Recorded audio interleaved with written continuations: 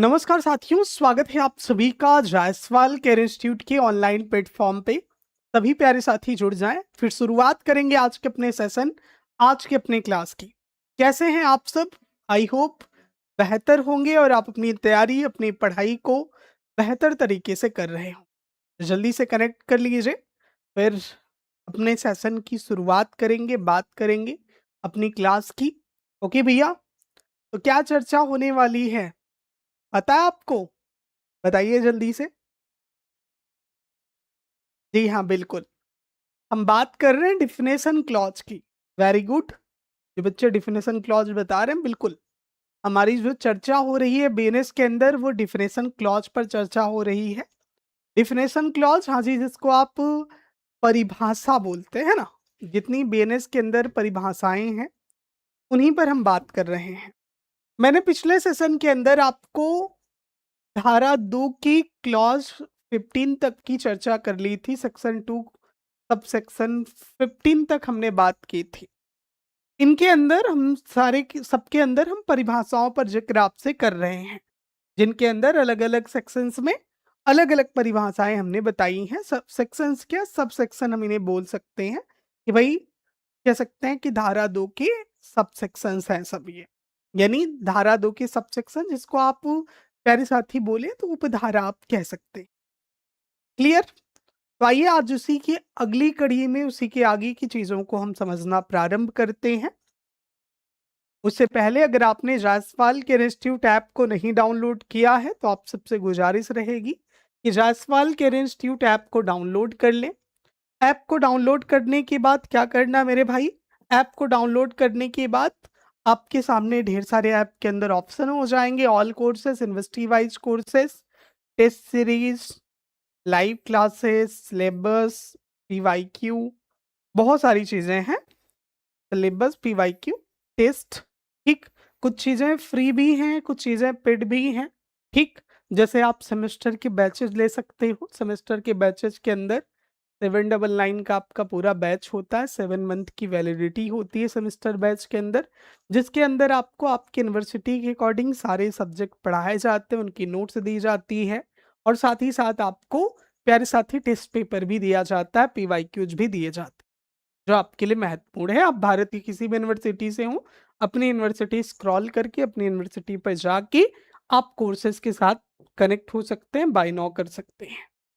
आइए मेरे भाई, अब हम आगे कंटिन्यू करते हैं। बाकी कोई समस्या हो तो ये नंबर आपका ऑफिस का है 7084005591। इस पर दोस्त आप संपर्क कर सकते हैं। चलिए, अब अपनी चर्चा, अपने विषय वस्तु को प्यारे साथी हम आगे बढ़ाते हैं, ठीक। और वहीं से जहां से हमने पिछली क्लास में आपको छोड़ा था, वहीं से हम बात करेंगे धारा 2 की ही। और बात हम क्या कर रहे हैं? डिफिनेशन क्लॉज यानी परिभाषा की।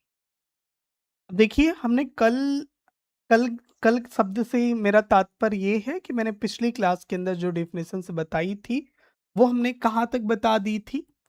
तो आपको याद होगा, हमने धारा 2 की 2 की क्लॉज 15 तक चर्चा कर ली थी, या सबसेक्शन 15 तक चर्चा कर ली थी।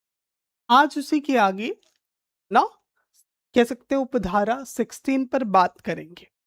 प्यारे साथी, ये बताइए कि उपधारा 16, जिसको सबसेक्शन 16 बोलते हैं, ये किसके विषय में आपको बताता है? क्या आपको पता है? तो आप कहेंगे, अगर आपने पढ़ा होगा तो बोलेंगे हाँ, ऑब्वियस सी बात है, और नहीं पढ़ा होगा तो आप तुरंत कहेंगे नहीं सर। प्यारे साथी, ये जो है न्यायाधीश की बात करती है। किसकी बात करती है? आप कहेंगे न्यायाधीश। न्यायाधीश यानी हाँ जी, जज की मैं बात कर रहा हूं कि जज के बारे में कौन सा सेक्शन डिफाइन करता है। बड़ा महत्वपूर्ण है, पेपर में आपका बनता है, ठीक। तो याद रखिएगा, धारा 2 का कह सकते उपधारा 16, या उपधारा को हम क्लॉज से भी डिनोट करते हैं, क्लॉज भी बोल देते हैं। तो सेक्शन 2 क्लॉज 16 के अंदर ये आपको देखने को मिलेगा। अब सवाल यही है कि जज की परिभाषा क्या होगी भाई? जज का, आप अगर जज को डिफाइन करें, तो आप क्या कह के या किस परिभाषा के थ्रू जज को डिफाइन किया जा सकता है, या आप कर सकते हैं? तो क्या बताएंगे कि भाई जज जो है ना, ये ये शब्द जो है एक व्यक्ति को डिनोट कर रहा है, एक व्यक्ति को डिनोट कर रहा है। ठीक, कौन? जज शब्द ऐसे व्यक्ति का कह सकते हैं ये अभिप्रेत है जो शासकीय रूप से न्यायाधीश के रूप में अभिनिहित किया गया है। ठीक, इसके अंतर्गत वो व्यक्ति आता है जो न्याय व्यवस्था में आप कह सकते हैं कि न्याय व्यवस्था जिस व्यक्ति को सौंपी गई है या जो व्यक्ति सिविल या क्रिमिनल मामलों में कार्रवाई में अंतिम निर्णय देने के लिए या अपील ना होने पर अंतिम निर्णय या अंतिम कानून द्वारा कह सकते हैं अंतिम निर्णय देने के लिए कानून द्वारा सशक्त किया गया है। ठीक, ये व्यक्ति किस लिए सशक्त किया गया है? तो आप कहेंगे कानून द्वारा, कानून द्वारा इस व्यक्ति की प्यारे साथी नियुक्ति हुई है, कानून ने द्वारा इसको सशक्त किया गया है। और सशक्त करने के पीछे का कारण क्या है दोस्त? सशक्त करने के पीछे का कारण है ताकि न्यायिक कार्य हो सके, ताकि न्यायिक जो कार्य हैं, क्लियर, जुडिशियल जो वर्क है वो बेहतर तरीके से हो सके, न्यायिक कार्य जो है कह सकते हैं हो सके, इसके लिए इस व्यक्ति की नियुक्ति की जाती है। ठीक, जो कि किसके द्वारा होती है? कानून के द्वारा होती है। हालांकि इसकी नियुक्ति का जो प्रोसीजर है वो अलग अलग कोर्ट के लिए अलग अलग है, जैसे डिस्ट्रिक्ट कोर्ट के लिए अलग प्रोसीजर है और साथ ही साथ आप बात करो हाई कोर्ट के लिए अलग, सुप्रीम कोर्ट के लिए अलग। ठीक, तो अलग अलग इसका ओहदा है और अलग अलग जो है आप कह सकते हैं कि इसके नियुक्ति की प्रक्रियाएं भी हैं। कुछ हद तक कुछ चीजें सेम भी हैं और कुछ अलग अलग भी हैं।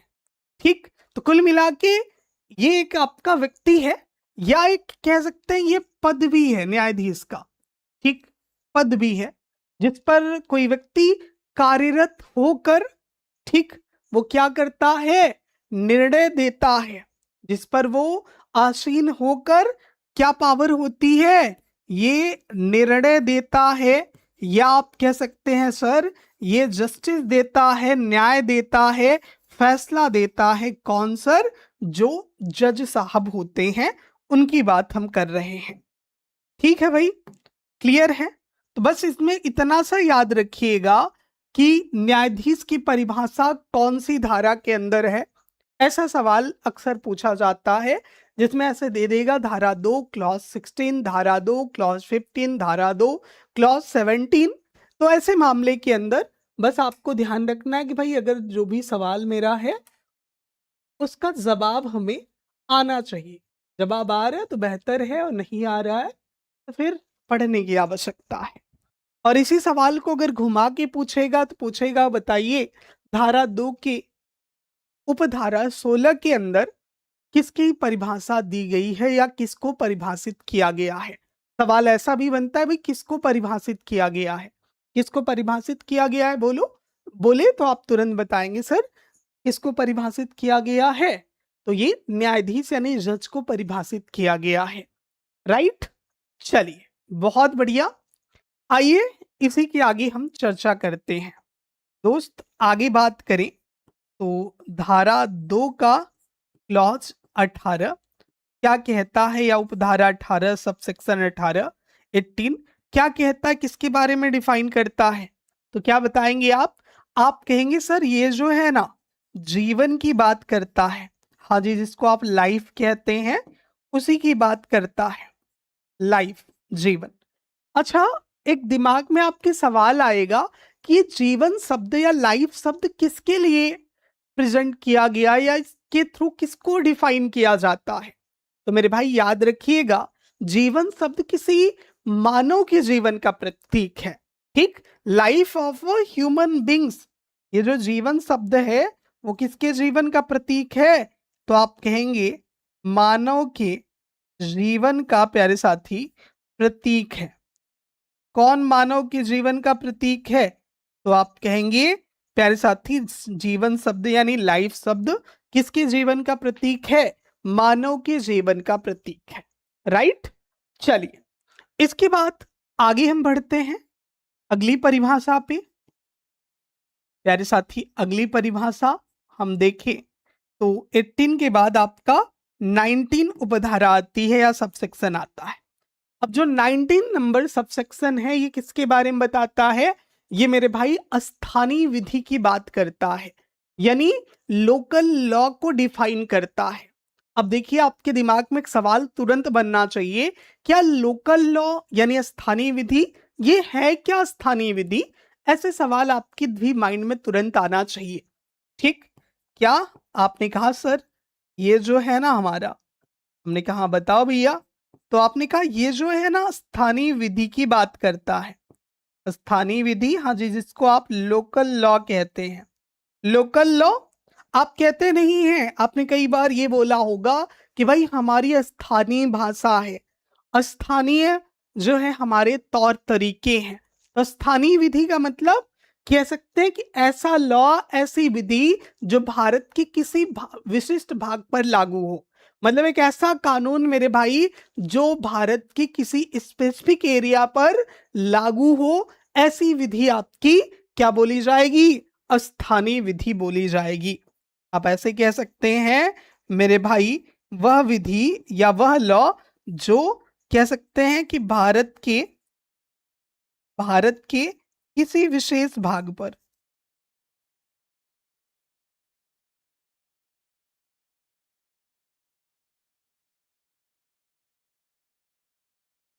भारत के किसी विशेष भाग पर क्या हो दोस्त?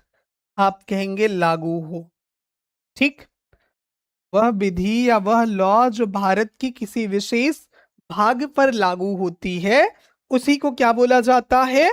तो प्यारे साथी उसी को जो है स्थानीय विधि कहते हैं। उसी को दोस्त आप लोकल लॉ कहते हैं। ये बात आपको मेरे भाई ध्यान रखनी है। ठीक, कि लोकल लॉ किसे कहते हैं, ये बात आप अपने माइंड में रखिएगा। बाकी लाइफ को कौन से सेक्शन के अंदर डिफाइन किया गया है? तो आप कहेंगे धारा 2 के क्लॉज 18 के अंदर डिफाइन किया गया है। जज को आप कहेंगे 16 के अंदर डिफाइन किया गया है। राइट, चलिए अब आगे बढ़ते हैं। इसी कड़ी में आगे हम बात कर लेते हैं अगली धारा की, मतलब धारा 2 के अगले खंड की, यानी 20वां। ठीक, अब ये किसको डिफाइन करता है? आपका तुरंत सवाल होगा, तो मैं यही आपको बताऊंगा मेरे भाई। 18 हो गया, 19 हो गया, अच्छा सॉरी गड़बड़ हो गया क्या? 16 के बाद 17, 18, 19, यहाँ थोड़ा सा मिस है, करेक्शन करिएगा। ये ह्यूमन एरर इसको बोल सकते हैं हम। ठीक मेरे भाई, 16 हो गया, ये 17 हो गया, ये हमारा 18 हो गया, ये हमारा 19 हो गया। ठीक, देखिए डिफिनेशन सीरियल से है माइंड में, तो कभी कभी इधर उधर हो जाता है, तो थोड़ा सा इतना आप लोग कंप्रोमाइज करिएगा। राइट, गलत नहीं बताएंगे, लेकिन कभी कभी माइंड में ऐसा बन जाता है मैम। ठीक, तो 16 हो गया, 17 हो गया, 18 हो गया, 19 किसकी बात करता है? तो 18 प्यारे साथी स्थानीय विधि लोकल लॉ की बात कर रहे हैं। 19 जो है ये किसकी बात करता है? पुरुष शब्द की बात करता है, पुरुष शब्द को डिफाइन करता है। पुरुष, हाँ जी, जिसको आप मैन बोलते हो ना, उसको डिफाइन करता है। ठीक, इसको पुरुष। अच्छा ये बताओ, पुरुष शब्द को अगर आपको परिभाषित करना है तो पुरुष शब्द क्या है मेरे भाई? इसको आप परिभाषित करेंगे तो बीएनएस के धारा 2 के क्लॉज 19 के अंदर जो पुरुष शब्द है उसके अंदर क्या बताया गया है? प्यारे साथी पुरुष शब्द में बोला गया है कि किसी भी उम्र का मानव नर, ठीक, किसी भी उम्र का मानव नर आपका पुरुष कहा जाएगा। किसी भी उम्र का मेरे भाई मानव नर क्या कहते हैं इसको? यही प्यारे साथी पुरुष कहा जाएगा। याद रखिएगा, किसी भी उम्र का मानव नर क्या कहा जाता है? तो याद रखेंगे भैया, वही उसी को हम पुरुष कहते हैं, या पुरुष शब्द से किसी भी उम्र के मानव नर को ही परिभाषित किया गया है। राइट, चलिए अब आगे बढ़ते हैं। मेरे भाई धारा 2 का 19वां खंड हो गया। इसके बाद हम बात करते हैं धारा 2 के 20वें खंड की। प्यारे साथी, धारा 2 का जो 20वां खंड है वो किसको डिफाइन करता है? जल्दी से बता दीजिए कमेंट बॉक्स में।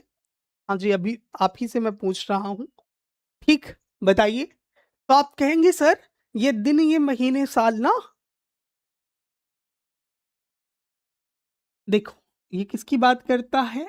ये बात करता है महीने और वर्ष की। और किसकी? वर्ष की बात करता है। महीने और वर्ष। महीने और वर्ष का मतलब क्या है सर? ये मंथ एंड ईयर की बात करता है मेरे मेरे प्यारे भाई। इसकी बात करता है महीने और वर्ष, मतलब मंथ एंड ईयर। एंड देखिए, मंथ एंड ईयर वर्ड से क्या तात्पर्य है, या ये क्या बताता है मेरे भाई? तो ये बताता है कि अब देखिए, मंथ और ईयर शब्द में जब जब देखेंगे, एक हमारा हिंदू कैलेंडर है, एक एक हमारा ग्रेगोरियन कैलेंडर है। आपको पता होगा ग्रेगोरियन कैलेंडर है। तो यहाँ पर जो मंथ और ईयर काउंट होगा ना, जब भी मंथ और ईयर की बात होगी, जब भी गणना की जाएगी मंथ और ईयर की, तो याद रखेंगे हमेशा ग्रेगोरियन कैलेंडर के अकॉर्डिंग ही गणना होगी। मंथ और ईयर की प्यारे साथी जब भी गणना होगी तो किससे होगी? तो याद रखिएगा, जब भी गणना होगी तो ग्रेगोरियन कैलेंडर से।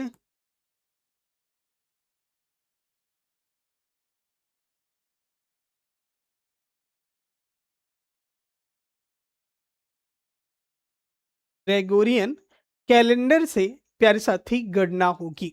इसकी गणना होगी मंथ एंड ईयर की। इस पर भी सवाल आपका बनाता है, पूछता है भाई बीएनएस के अंदर कौन से कैलेंडर से गणना की जाती है? तो याद रखेंगे भैया, कौन सा कैलेंडर?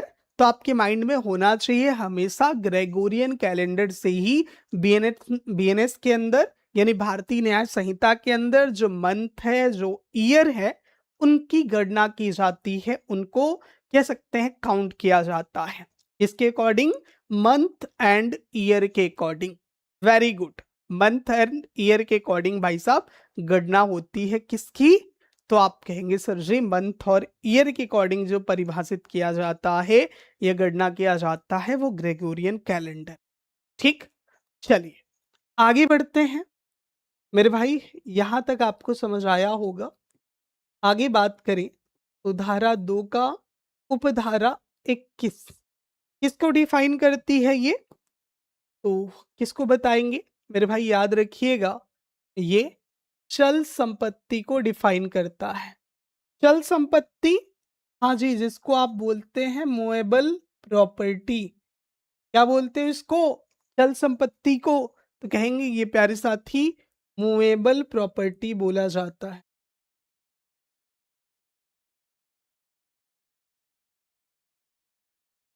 मूवेबल प्रॉपर्टीज को कहते हैं चल संपत्ति को। अब देखिए, movable property, it means, movable property का मतलब क्या है सर? तो आप कहेंगे चल संपत्ति मतलब ऐसी चीजें जो कह सकते हैं कि यहाँ पे मूव कर पाए। मतलब इसमें आप कहेंगे वो सारी चीजें आएंगी जो कह सकते हैं कि जैसे जो जकड़ी हुई हैं एक प्रकार से। ठीक, क्लियर मेरे भाई? मतलब एक ऐसी प्रॉपर्टी जिसको एक प्लेस से दूसरे प्लेस पर ले जाया जा सके। मूवेबल मतलब कि एक ऐसी प्रॉपर्टी, एक ऐसी संपत्ति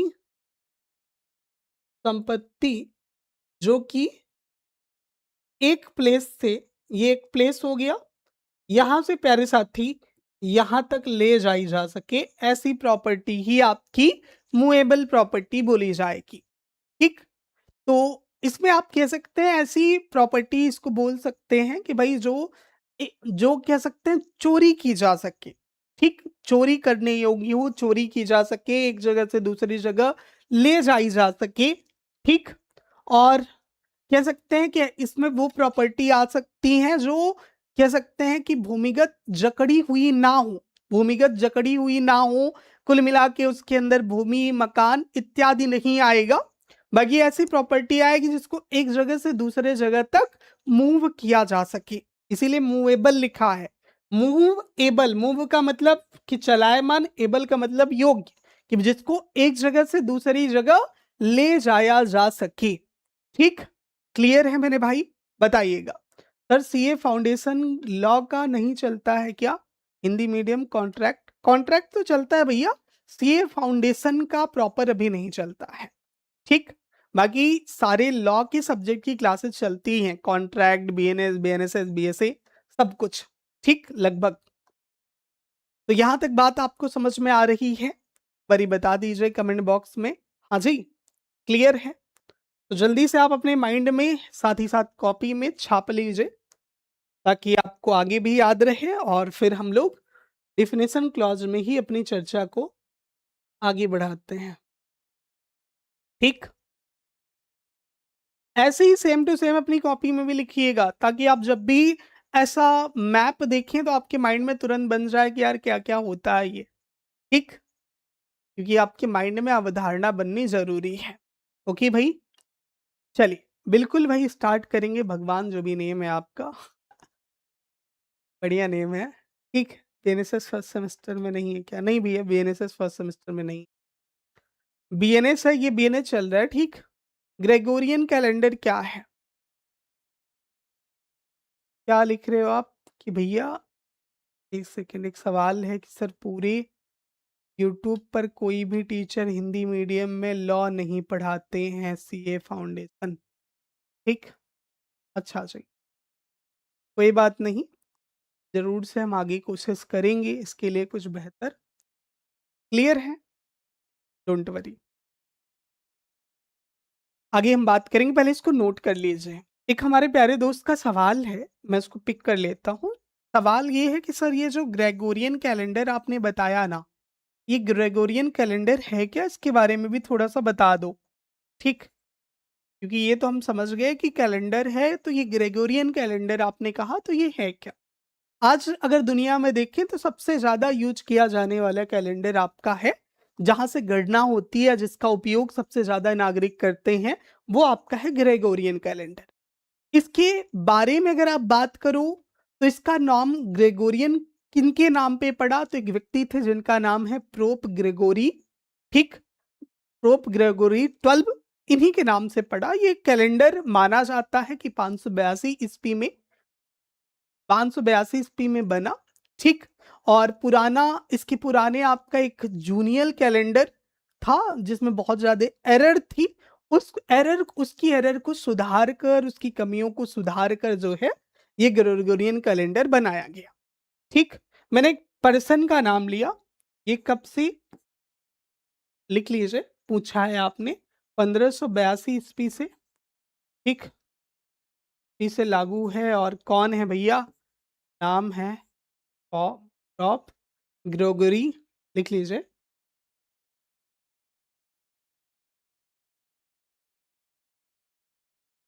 बल्ब, ठीक, इनके नाम पे ही ग्रेगोरियन कैलेंडर का नाम पड़ा है। ठीक, और ये किसको सुधारने के लिए बनाया गया था? तो एक कैलेंडर था जिसका नाम है जूलियन कैलेंडर। जूलियन कैलेंडर में जो भी एरर्स थी ना, उन एरर्स को कह सकते हैं प्यारे साथी, सुधारने के बाद ये ग्रेगोरियन कैलेंडर लाया गया। इसमें आप जानते हैं कि अपना भैया जो वर्ष है, 1 ईयर है, वो कितने डेज का होता है? तो भाई आप बहुत सिंपल से कहेंगे भैया 1 साल की बात है ना, तो 1 साल में 365 डेज होते हैं। ठीक, अपने कैलेंडर में भी है। और एक लीप ईयर होता है। इसमें लीप ईयर में क्या होता है कि लीप ईयर में एक दिन आपका बढ़ जाता है, इसकी भी चर्चा इसी के अंदर है। इसमें भैया लीप ईयर में, डेज डेज कितने हो जाते हैं? 360, सॉरी 66 डे हो जाता है, डेज हो जाता है। वही जी, हाँ, 28-29 फरवरी वाला ना। तो जब 29 फरवरी जिस महीने में आ जाती है, जब जिस वर्ष में 29 फरवरी आ जाती है, उस वर्ष को मेरे भाई लीप वर्ष बोलते हैं। ठीक, लीप वर्ष का नियम अगर आप देखें तो अलग अलग नियम है, जिसको आपने शायद पढ़ा हो, मैथ्स वगैरह में भी आता है कि लीप वर्ष होगा यदि, तो वो कह सकते हैं 4 से पूर्णतः डिवाइड हो जाएगा। जब वो डेज, नंबर ऑफ डेज 4 से डिवाइड हो जाते हैं, जैसे 366 आपका है, ठीक, तो वो 4 से डिवाइड हो जाएगा। 4 से डिवाइड हो जाएगा तो जाहिर सी बात है वो क्या होगा, कहेंगे वो लीप ईयर होगा। ठीक, क्लियर। और दूसरी बात कि मेरे भाई अगर वो 4 और 100 दोनों से डिवाइड हो जाए, अगर 100 से भी विभाजित हो रहा है तो लीप ईयर नहीं होगा। ठीक, क्लियर है। आगे हम लोग बात करेंगे इस पर। जैसे अभी क्या चल रहा है, आप कहोगे सर 2026 चल रहा है, 2026 देखो 4 से डिवाइड हो रहा है क्या, जल्दी बताओ, क्या ये 100 से भी डिवाइड हो रहा है? कमेंट बॉक्स में आप बताइएगा। हालांकि आपने पूछ लिया इसलिए मैं बता देता हूँ, इस पर बहुत सारी गणनाएं हैं, सवाल भी आता है, रीजनिंग के अंदर भी सवाल आते हैं, मैथ्स के अंदर भी सवाल आते हैं अलग अलग, जिन पर हम कभी इत्मीनान से आपसे बात करेंगे। राइट, चलिए, क्लियर। और क्या है भैया, हाँ समझ आ रहा है सर, रिपीट कर दीजिए। क्या रिपीट करना है दोस्त, एक बार पूछ लीजिए, जो रिपीट करना मैं रिपीट कर दूंगा। और इस क्लास को रिपीट कर दीजिए। लेट हो गए हो ना, इसीलिए कहते हैं कि टाइम से आया करो। मैं भले टाइम से आऊं ना आऊं, लेकिन आप लोग टाइम से आ जाया करो। ठीक है, आप लोग टाइम से आओगे तभी चीजें बेहतर वे में समझ आएंगी। देखिए हम डिफिनेशन क्लॉज पे बात कर रहे हैं, अलग अलग डिफिनेशन की हमने आपसे चर्चा करी है, जिसमें यहाँ से शुरू करा था 16, 17, 18, 19, 20 और 21। ठीक, क्लियर है। अब एक हमारे दोस्त से सिम पूछ रहे हैं कि भाई हिंदू कैलेंडर में अंतर क्या है। देखो अंतर बहुत सारे हैं।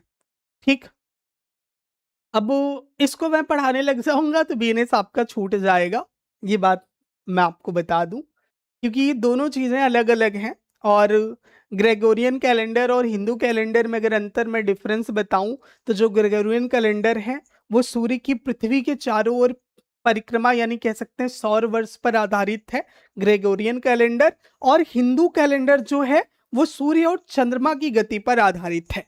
ठीक, मतलब सूर्य और पृथ्वी की गति पर आधारित क्या है, ग्रेगोरियन कैलेंडर। और हिंदू कैलेंडर हमारी सूर्य और चंद्रमा दोनों की गतियों पर आधारित है। तिथि और दिन की बात करेंगे तो ग्रेगोरियन कैलेंडर में आप कह सकते हैं कि जो हर दिन की तारीख है वो निश्चित होती है। ठीक, किसके, ग्रेगोरियन कैलेंडर के अंदर, जैसे भाई 20 जुलाई, 25 जुलाई या कुछ भी, जो भी डेट्स हैं वो क्या होती है, सर्टेन होती हैं। लेकिन जो हिंदू कैलेंडर होता है उसमें तिथि जो है चंद्रमा की स्थिति के अनुसार तय होती है। कभी कभी 24 घंटे में बदल जाती है, कभी 24 घंटे अधिक रहती, कभी 24 घंटे कम रहती है ना, ऐसा होता है। क्लियर। और अलग अलग तिथियों के आधार पे ही, जैसे आप देखें, जैसे हिंदू त्योहार है ना, आप कहते हो ना कि भैया इस बार दीपावली इतने तारीख को पड़ी है, पिछली बार इतने तारीख को पड़ी थी, अगली बार इतने तारीख को पड़ेगी। जैसे भाई रक्षाबंधन आने वाला है ना, रक्षाबंधन और जैसे नवरात्रि, जन्माष्टमी, ये सब है ना, ये सब हिंदू कैलेंडर के अकॉर्डिंग आप देखें तो मनाए जाते हैं। इनकी तारीखें आप अगर ग्रेगोरियन कैलेंडर के अकॉर्डिंग देखेंगे तो आपको लगेगा यार कि ग्रेगोरियन कैलेंडर के अकॉर्डिंग तो ये चेंज हो रहा है बार बार। ठीक, तो यही स्थिति आपकी है, याद रखिएगा। और बाकी आपने सुना ही होगा माघ, पूस, फागुन, कुआर, कार्तिक, चैत, बैसाख ना, ये सारे नेम हैं हिंदू कैलेंडर के। क्लियर। अभी क्या चल रहा है आप कमेंट बॉक्स में बताइएगा। ठीक है, अभी बताइएगा क्या चल रहा है, सावन चल रहा है, भादव चल रहा है। ठीक है, चलो जी, बहुत बढ़िया। यहां तक समझ आ गया आपको? हाँ अभी सही हूँ प्रतीक्षा, आप लोगों की क्लासेस 4-5 दिन से डिस्टर्ब थी, उसके लिए मैं थोड़ा सा, मुझे लग भी रहा है। ठीक, बट उसको हम कवर कर लेंगे बहुत जल्दी। ओके भैया, ग्रेगोरियन 3 लिखे हैं सर, कहाँ लिखा है भैया ग्रेगोरियन, ये 3 नहीं है, 12 है। ग्रेगोरी 12 है। ठीक, 12, ये 10 और एक्स है और डबल आई है ना, तो 12 है। इन्हीं के नेम पे पढ़ा, और ये कह सकते हैं जनरल नॉलेज का विषय है। ठीक है, चलिए फिलहाल आगे मैं लेकर चलता हूँ, नहीं तो कहेंगे यहीं पर हम लोग रह जाएँगे। ठीक है भैया, आओ।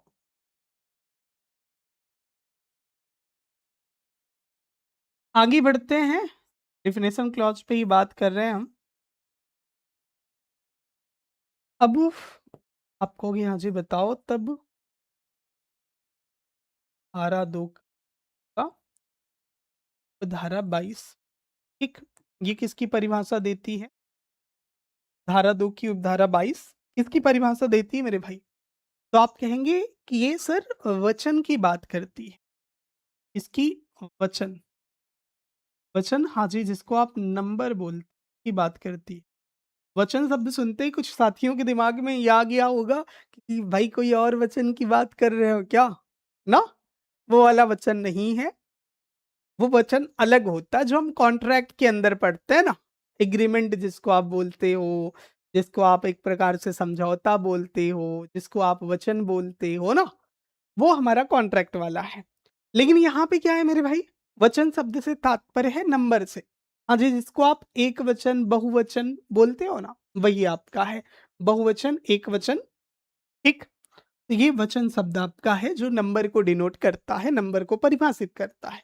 इसके अकॉर्डिंग कहेंगे एक वचन शब्द के लिए बहुवचन और बहुवचन शब्द में एक वचन भी है, ठीक? तो ये बात है।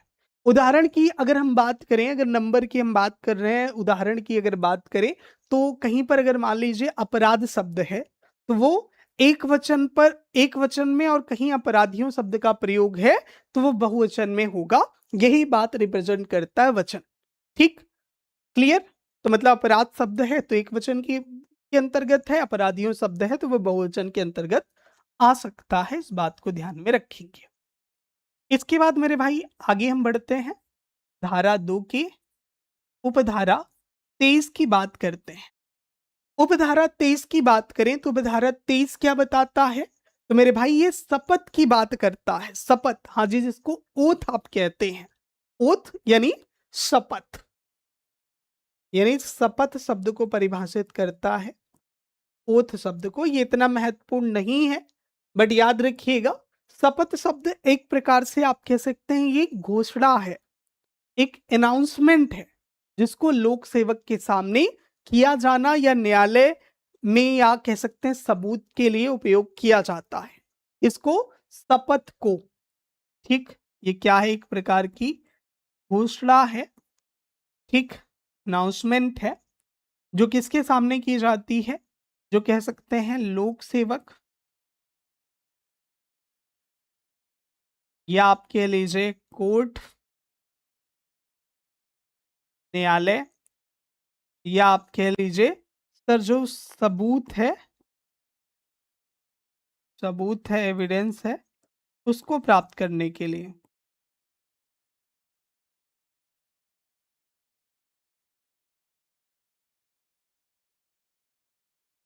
उसको प्राप्त करने के लिए क्या होता है मेरे भाई? शपथ शब्द या शपथ का कह सकते हैं प्रयोग किया जाता है। जब भी गवाही ली जाती है, आपको याद होगा, आपने कभी मूवी वगैरह में भी देखा होगा कि जब भी किसी से कह सकते हैं किसी से गवाही ली जाती कोर्ट के अंदर, तो भाई वो जिस भी धर्म का होता है, उसकी पवित्र जो बुक है, उसकी शपथ दिलाते हैं। ठीक? एक जैसे प्रतिज्ञा टाइप का, और एक होता है जब कभी भी कोई व्यक्ति कह सकते हैं किसी पद पर आसीन होने वाला होता है, जैसे हमारे प्रधानमंत्री, मुख्यमंत्री, या किसी पद पर कोई व्यक्ति आसीन होता है, तो वो क्या करता है? शपथ लेता है। शपथ लेता है कि भाई वो अपनी जो भी कह सकते हैं कि जो भी सेवा देगा, वो पूरी निष्ठा से देगा, और भी सारी चीज़ें होती हैं उनके अंदर। कुल मिला के शपथ शब्द को कहाँ पे डिफाइन किया गया है? तो धारा 2 की क्लॉज़ 23 के अंदर इस शब्द को डिफाइन किया गया है, इस शब्द को परिभाषित किया गया है। इसको ध्यान में आप रखें। समझ आ गई? चलिए, इसके बाद आगे बढ़ते हैं। धारा 2 का खंडित 24 की बात करते हैं। अब देखिए, धारा 2 की उपधारा 24 की बात अगर आप कर रहे हो, तो इसके अंदर किसको डिफाइन किया गया है?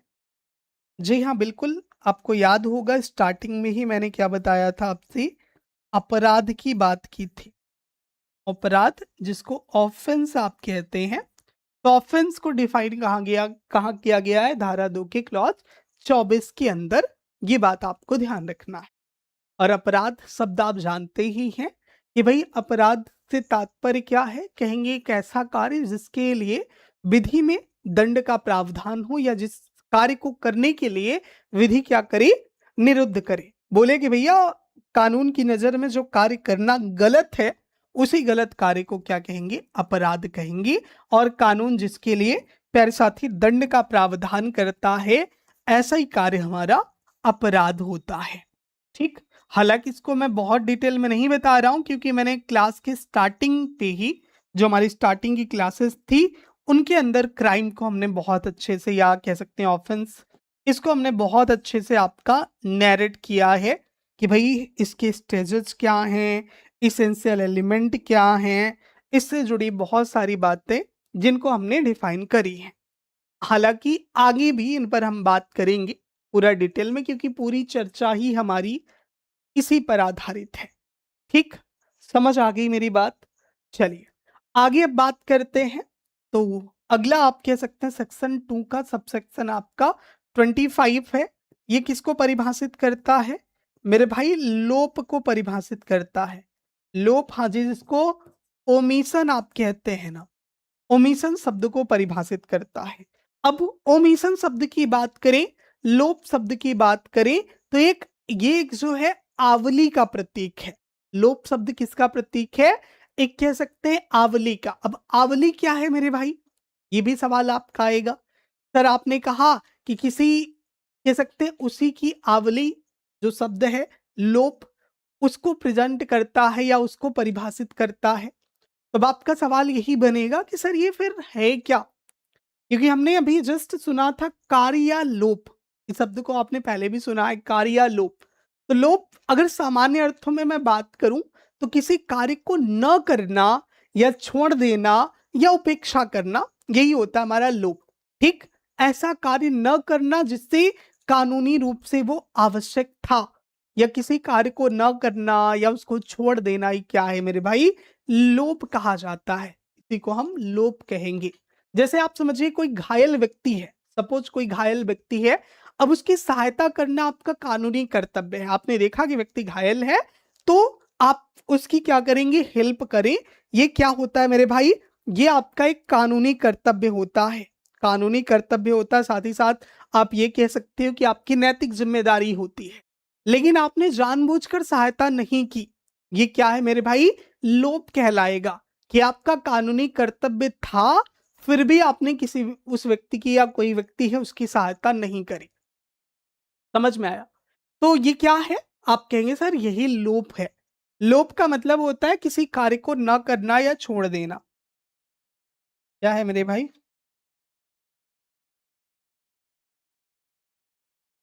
कानूनी कर्तव्य होते हुए भी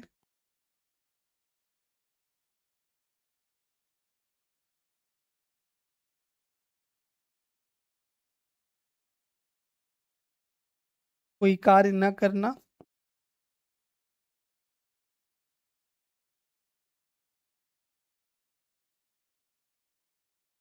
या क्या करना मेरे भाई? छोड़ देना।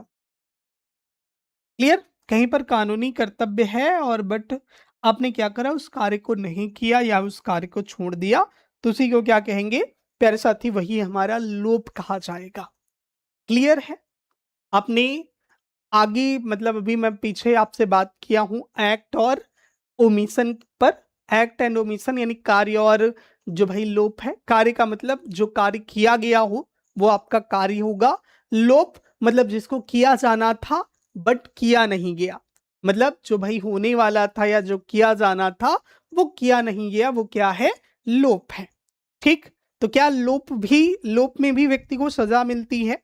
मान लीजिए किसी सरकारी अधिकारी के पास आप जाते हैं, और उस सरकारी अधिकारी का कर्तव्य है कि वो आपकी सहायता करे, बट आपके जाने पर वो आपकी सहायता नहीं करता है। वो आपकी सहायता नहीं करता है तो क्या होगा? आप कहेंगे सर वही जो है लोप कहा जाए। समझ आई? क्लियर? हाँ जी। पर्सन के बारे में बताता है, हाँ जी, बिल्कुल। चलिए इसको नोट करिए। पानी पीना हो तो आ जाइए, पानी पिलाते हैं आप।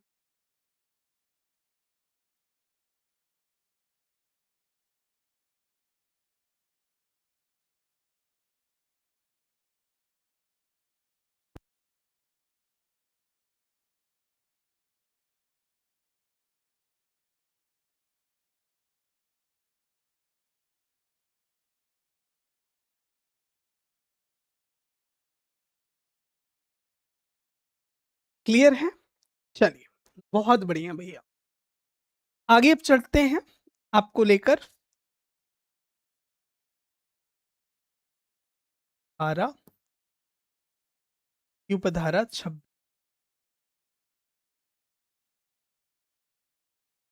ये किसकी बात करता है भैया? धारा 2 की उपधारा 26। तो याद रखिएगा, ये जो है व्यक्ति की बात करता है। व्यक्ति, हाँ जी, जिसको आप कहते हैं पर्सन। क्लियर? अब देखिए, मेरा सिंपल सा आपको एक बात बतानी है। आपका मेरा कहना है सिंपल से, आपको अभी पीछे की डेफिनेशन के अंदर एक शब्द आपको व्यक्ति, एक शब्द आपको मानव देखने को मिला था, एक शब्द आपको मैन देखने को मिला था, एक शब्द यहाँ पर मैं आपसे कह रहा हूँ भाई व्यक्ति देखने को मिल रहा है ना। कंफ्यूज मत होइएगा। यहीं से सवाल आपके कह सकते हैं, जब आप उत्तर देते हो ना, तो यहीं से मामला गड़बड़ होता है। ये देखिए, एक शब्द हमने पुरुष की बात की थी, कहाँ पर डिफाइन है? धारा 2 के खंड 19 के अंदर। और जब भी सवाल आपका आएगा ना, तो ऐसे मिलता जुलता आएगा भाई, पुरुष व्यक्ति ऐसे लिख के आएगा अलग अलग, और आप तुरंत कंफ्यूज हो जाओगे, क्योंकि भाई सवाल ही ऐसा बनाएगा कि आप कंफ्यूज क्यों ना हो जाएं। ठीक, उस ऐसा सवाल बनाएगा, तय सी बात है। क्लियर? ये देखिए, हमने पिछले सेशंस में ये डिफिनेशंस पर हमने बात की थी, याद होगा आपको। क्लियर?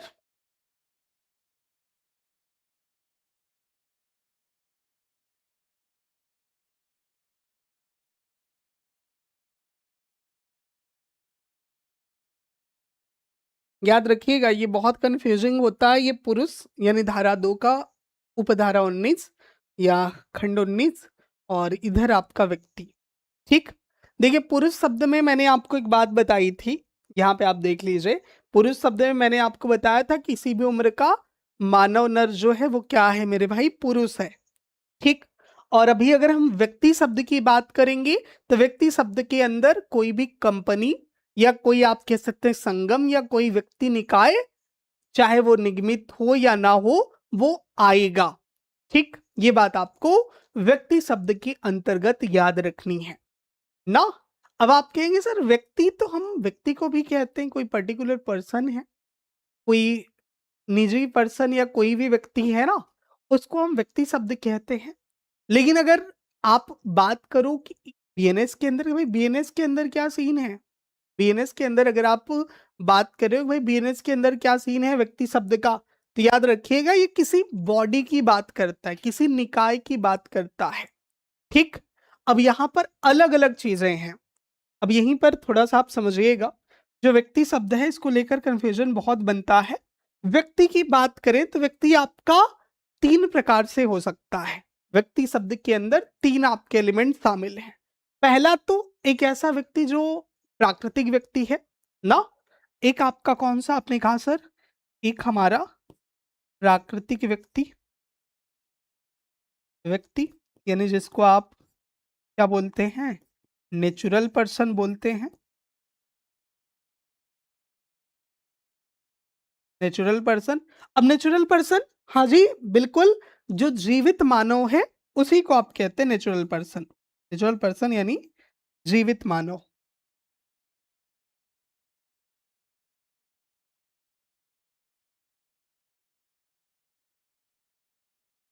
जीवित मानव, जीवित मानव, जी हाँ, जिसको आप कह सकते हैं जो व्यक्ति जीवित है, ये हमारा एक हो गया। क्लियर? प्राकृतिक व्यक्ति। दूसरा हमारा कह सकते हैं कि भाई जैसे कंपनी हो गई, जिसको आप विधिक व्यक्ति कहते हैं। विधिक व्यक्ति, विधिक व्यक्ति, हाँ जी, जिसको आप क्या कहते हैं इंग्लिश में? Legal person. ये हमारा हो गया लीगल पर्सन। अब जो लीगल पर्सन है दोस्त, उसकी अगर आप बात करोगे तो कोई कह सकते हैं जैसे प्राइवेट लिमिटेड, पब्लिक कंपनी हो गई, तो ये सारे क्या हो गए, हमारे विधिक व्यक्ति हैं। इनके पास भी प्रॉपर अपनी एंटिटी होती है, अपनी पहचान होती है, राइट। और थर्ड आपका क्या बताओगे, कोई संघ हो सकता है या व्यक्ति का निकाय हो सकता है ना, एसोसिएशन और बॉडी ऑफ पर्सन, यानी व्यक्ति शब्द के अंदर संघ आ सकता है या कोई आप कह सकते हैं व्यक्ति निकाय आ सकता है। व्यक्ति निकाय आपका आ सकता है, यानी बॉडी ऑफ पर्सन आ सकता है, चाहे मेरे भाई वो निगमित हो, मतलब इनकॉर्पोरेटेड हो, या फिर आपका इनकॉर्पोरेटेड ना हो। क्लियर। तो कुल मिला के यहाँ पे एक व्यक्ति शब्द का तात्पर्य अगर देखें तो व्यक्ति शब्द का तात्पर्य यहाँ पे केवल इंसान नहीं है कि जो इंसान है वही व्यक्ति है, ऐसा नहीं है, बल्कि कोई कंपनी, कोई संस्था, कोई संगठन, कोई सोसाइटी, कोई व्यक्तियों का समूह, इसे भी व्यक्ति माना जाता है। ठीक, यानी व्यक्तियों का समूह होगा तो वो भी व्यक्ति होगा। क्लियर। कोई कंपनी होगी, कोई सोसाइटी होगी, कोई फर्म होगा, तो वो भी क्या होगा, व्यक्ति होगा। इसको आप कैसे याद रख सकते हो, आप याद रख सकते हो मनुष्य प्लस कंपनी प्लस संस्था। मनुष्य, कंपनी, संस्था, ये तीनों क्या है मेरे भाई, व्यक्ति शब्द के अंतर्गत आती हैं।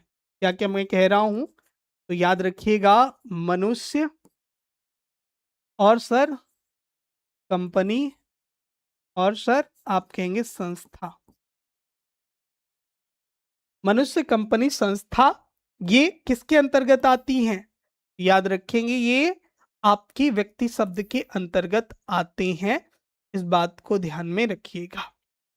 क्लियर है इतनी बात, बताइए, मामला एकदम क्लियर है। तो मनुष्य शब्द के अंतर्गत ये आपके आते हैं। क्लियर बात, बताएं। अब देखिए, इसको लेकर कंफ्यूज मत होइएगा। क्लियर। सर नोट्स क्यों नहीं दिया जा रहा है, किस चीज का नोट्स नहीं दिया जा रहा है दोस्त, एक बार कमेंट बॉक्स में बताइएगा। नोट्स आपको दिया जाता है। इसकी पैनल पीडीएफ अगर आप पूछ रहे होंगे तो मेरे भाई पैनल पीडीएफ आपको ऐप पर जाइएगा, ऐप पर जाने के बाद वहां पे वीडियोज का सेक्शन है उसमें जाइएगा, वहां पर आपको ये सारी पीडीएफ, पैनल पीडीएफ अटैच्ड मिल जाएगी। क्लास के साथ अटैच्ड आपको पैनल पीडीएफ देखने को मिलेगी, इस बात को ध्यान में रखें आप। ठीक, तो वो आप कहाँ से देख पाओगे, ऐप के अंदर से आप उसको देख पाओगे, ऐप के अंदर से उसको आप पढ़ पाओगे। समझ आई, तो इसको आप नोट कर लीजिए। बाकी आगे मैं आपको लेकर चलता हूं अगली परिभाषा के अंतर। आगे हम किसकी बात करते हैं, धारा 2 की उपधारा 27 की हम लोग चर्चा करते हैं। देखिएगा, इस उपधारा के अंदर या इस पूरे कह सकते हैं सेक्शन के अंदर किसकी बात की गई है, याद रखिएगा पब्लिक की बात की गई है, यानी लोक शब्द को परिभाषित किया गया है। इसको मेरे भाई आप कहेंगे लोक शब्द। लोक यानी आप कह लीजिए पब्लिक। पब्लिक शब्द को, लोक शब्द को परिभाषित किया गया है। कहाँ पर लोक शब्द को परिभाषित किया गया है, तो याद रखेंगे धारा 2 की उपधारा 27 के अंदर मेरे भाई लोक शब्द को डिफाइन किया गया है। अब देखिए यहाँ पर लोक यानी पब्लिक से आपका तात्पर्य है, तो लोक प्यारे साथी याद रखिएगा एकदम माइंड में, ये किसी भी वर्ग या समुदाय से आता है। मतलब इसमें कोई भी व्यक्ति आ सकता है, कोई भी कह सकते हैं वर्ग आ सकता है, कोई भी समुदाय आ सकता है, इस बात को ध्यान में रखिएगा। इसमें आपका कोई भी वर्ग, वर्ग या आप कह सकते हैं समुदाय आता है। इसके अंदर मैं कह रहा हूं भैया, लोक शब्द के अंदर, पब्लिक शब्द के अंदर कोई भी वर्ग आ सकता है या समुदाय आपका आ सकता है, ये बात आपको ध्यान रखनी।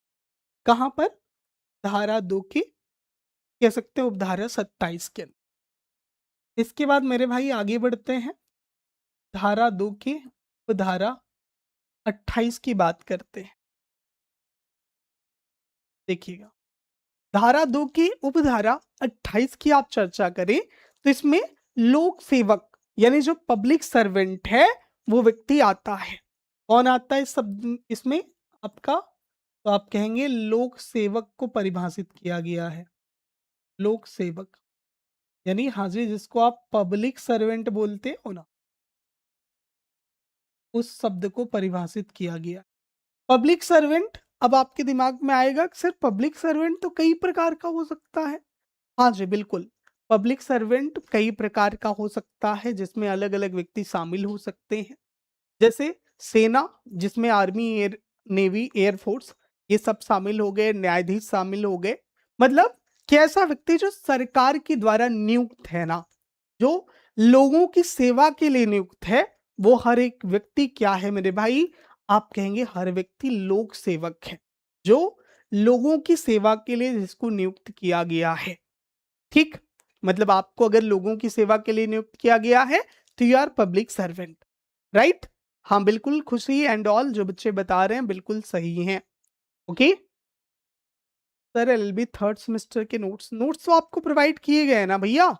कोई दिक्कत हो तो आप इस वाले नंबर पर ऑफिस टाइम पे दोस्त कॉल कर लीजिएगा, ये नंबर है।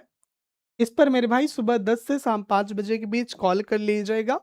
जो भी नोट्स से रिलेटेड या किसी से भी रिलेटेड कोई क्वेरी होगी तो आपकी सॉल्व हो जाएगी। नोट्स वगैरह भी आपको मिल जाएँगे, राइट? तो ये जल्दी से आप लोग नोट कर लीजिए, मेरे सभी साथी जो भी देख रहे हैं, ठीक? सर आर्टिफिशियल पर्सन किसको कहते हैं? मेरे भाई आर्टिफिशियल पर्सन मतलब जो कंपनी है ना, मैंने पहले ही तो बताया था आपको। तो कंपनी को क्या बोलते हैं? आर्टिफिशियल पर्सन बोलते हैं। उसके बाद सारा राइट होता है, अपनी लीगल एंटिटी होती है, वो किसी ज़मीन को खरीद सकता, प्रॉपर्टी को रख सकती है, प्रॉपर्टी को बेच सकती है, प्रॉपर्टी दान कर सकती है कंपनी, ठीक? आर्टिफिशियल इसलिए बोलते हैं क्योंकि कंपनी को भैया बनाया गया है, ठीक? आर्टिफिशियल इसीलिए कहा जाता है क्योंकि उसका फॉर्मेशन हुआ है, उसको मेरे भाई बनाया गया है। हाँ जी, कंपनी लॉ की क्लास चलेगी, ठीक? क्लियर है इतनी बात? चलिए,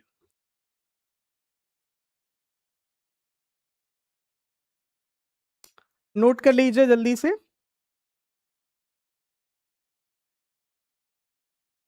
और किसी का कोई सवाल हो तो बताइएगा। कोई भी आपका क्वेश्चन हो किसी भी प्रकार का तो पूछ लीजिए, ठीक है? बाकी आज के लिए बस इतना ही।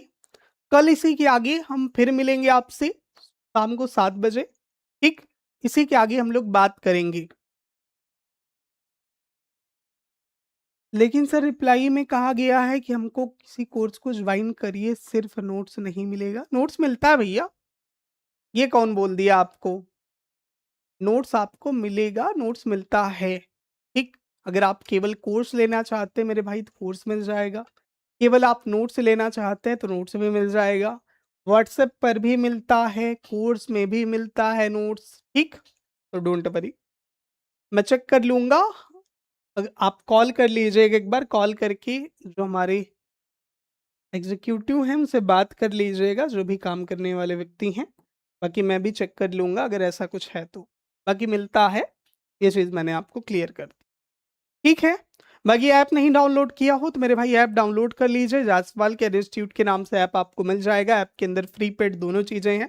फ्री में आप टेस्ट लगा पाओगे, ठीक? पीवाईक्यू देख पाओगे, सिलेबस देख पाओगी, फ्री वीडियोज़ कुछ आपके अब अपडेट हो रहे हैं वो वीडियोज़ आप देख पाओगी, पैनल पीडीएफ देख पाओगी, ठीक? और बाकी आप किसी भी यूनिवर्सिटी से हो तो यूनिवर्सिटी वाइज़ नोट्स आप डाउनलोड कर सकते हैं, नोट्स आप ले सकते हैं, यूनिवर्सिटी वाइज़ कोर्स आपके अवेलेबल हैं। ठीक, इंडिविजुअल नोट्स अवेलेबल है, judiciary course, APO course, AIB course, बहुत सारे कोर्सेज़ चलते हैं, तो उन्हें भी आप उनसे भी जुड़ सकते हैं। क्लियर? चलिए, फ्री वाले टेस्ट कैसे दें? भैया आप जब जाओगे तो वहाँ एक फ्री टेस्ट ये वाला टाइल देखने को मिलेगा टेस्ट वाला, ठीक? तो फ्री वाले टेस्ट पर क्लिक करिए, अलग-अलग सब्जेक्ट आपको दिख जाएँगे, जिस भी सब्जेक्ट का आपको देना हो दे सकते हैं। क्लियर? ओके भाई श्याम नारायण, हम चेक कर लेंगे। एक बारी आप कॉल कर लीजिएगा या फिर से मैसेज कर लीजिएगा कि हमें नोट्स चाहिए प्रॉपर इस यूनिवर्सिटी का या इस सब्जेक्ट का। जो भी आपको चाहिए। क्लियर? चलिए फिलहाल मिलते हैं आपसे फिर अगली क्लास में। उम्मीद है कि यहाँ तक सब समझ आया होगा, आगे भी मेरी क्लासेस हैं। तो आज के लिए बस इतना ही। बाकी आप क्लास को शेयर कर सकते हैं आपके जो मित्र दोस्त हो, और सब्सक्राइब नहीं किए हों, आप नए हो तो भैया सब्सक्राइब कर लीजिएगा, और ये नंबर अपने फ़ोन में सेव कर लीजिएगा। कभी भी कोई लीगल अपडेट चाहिए, कोई जानकारी चाहिए, कुछ भी इन्फॉर्मेशन चाहिए, तो आप इस पे कॉल या व्हाट्सएप करके जानकारी ले पाएँगे। ठीक? चलिए, बाकी thank you so much for join this session.